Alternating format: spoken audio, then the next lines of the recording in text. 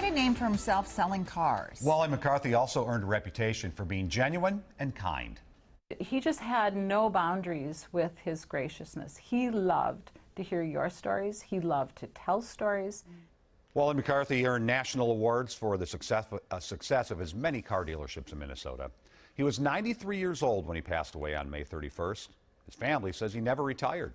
In this week's Life Story, Angela Davis shows us how McCarthy shared his philosophy of life with those who work closely with him.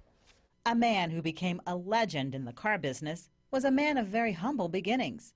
Wally's mother died when he was 7 years old, leaving him to find shelter at a friend's home in Newport and working to support himself. He told me when he was in high school he'd work at the meatpacking plant, and he didn't have a parent to write a note for him to miss school, so he'd handwrite the note to his principal saying, you know, please excuse Wally from school today, he has to work, and sign it Wally. And he served in the U.S. Navy and then worked as an accountant at a car dealership.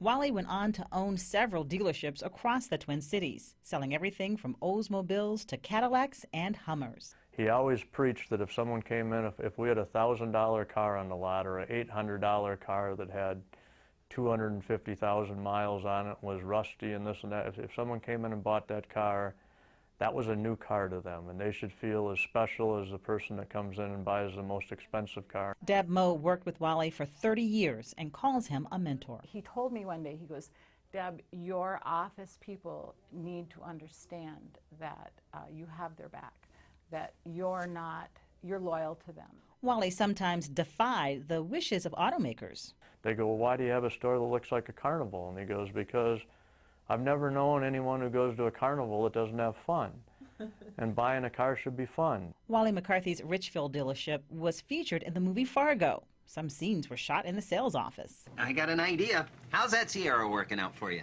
Golfing and fishing made Wally happy.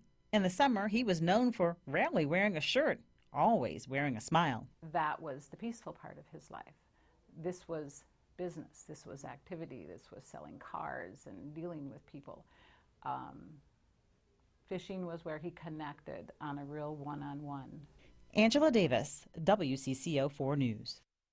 Wally McCarthy was also known for serving warm cookies at his dealerships. He loved sweets. As we mentioned, he was 93 when he passed away 2 weeks ago. If you have a life story suggestion, you can share it with Angela through WCCO.com/links.